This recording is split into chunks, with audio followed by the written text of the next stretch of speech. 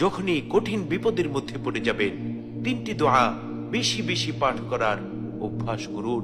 যে তিনটি দোয়া স্বয়ং আল্লাহ সুবহানাহু ওয়া তাআলা বান্দাদেরকে শিখিয়ে দিয়েছেন।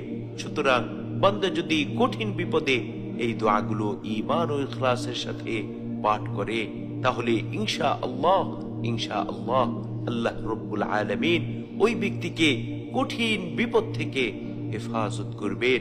প্রথম দোয়াটি হচ্ছে, যখনই আপনার মনে হবে বিপদ আপনার চারিদিকে ঘিরে ফেলেছে, তখনই পবিত্র কুরআনের সূরা আম্বিয়ার ৮৭ নম্বর আয়াতটি বেশি বেশি পাঠ করুন।